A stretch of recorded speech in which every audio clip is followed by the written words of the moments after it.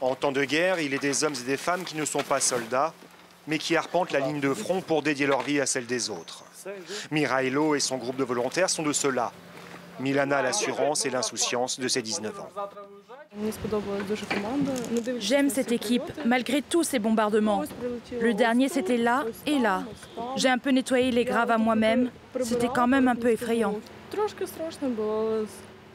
Il y a 2 jours, une salve de roquettes a atterri juste devant l'abri souterrain qu'ils arrangent depuis une semaine à Ulaipole, ville fantomatique ravagée. 2000 personnes y sont quand même restées. Pour tout le monde, c'est la routine. Mais pour moi, c'est un miracle ici à Uliapol. C'est le seul point d'eau courante. Eau potable, nourriture, électricité grâce au groupe électrogène. Mihailo appelle cela un point d'invincibilité.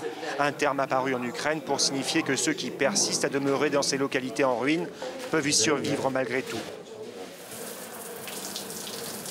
Vous voulez prendre une douche ? Avant l'invasion russe, Mihailo vivait à Mariupol. Patron d'une entreprise informatique de 80 personnes et propriétaire d'une boîte de nuit. Au premier jour de l'offensive, il est parti avec ses 4 enfants avant d'y retourner. Je suis revenu le 7 mars à Mariupol pour prendre soin des employés de ma boîte de nuit.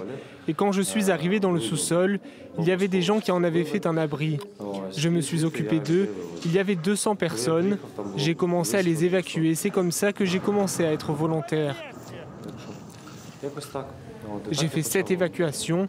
Et la dernière, c'était depuis l'usine d'Azovstal.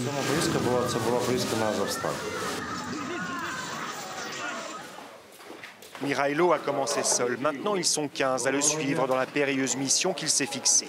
Établir des refuges sécurisés dans ces villes qui tentent de résister aux bombardements russes.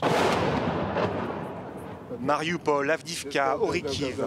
France 24 avait rencontré Mihailo en décembre dernier à Bakhmout, a inlassablement protégé autrui et tenté d'évacuer les plus fragiles. Si vous voulez évacuer, je peux vous proposer une maison. C'est vraiment très bien, idéal pour les enfants. À Ulaipole, leur tâche est accomplie. Ils laissent un puits foré à 30 mètres de profondeur et un lieu sûr. Être volontaire, c'est une façon de se battre. Certains sont en Europe et se battent en envoyant de l'argent. D'autres sont actifs juste sur les réseaux sociaux et font des likes. Chacun a son propre front et aide comme il peut. Beaucoup de jeunes qui nous rejoignent veulent faire partie de quelque chose. Nous, on crée une petite partie de l'histoire et peut-être de la victoire.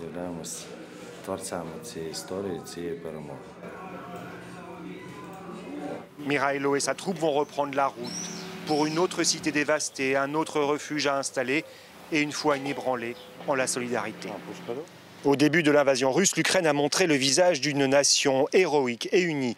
15 mois après, si la lassitude peut se faire sentir dans les régions éloignées des combats, ces volontaires perpétuent l'esprit de résistance, un esprit entretenu par l'État qui distribue médailles et honneurs autant aux militaires qu'aux civils. Ces volontaires, eux, n'ont reçu qu'un bout de papier avec marqué dessus « Merci ».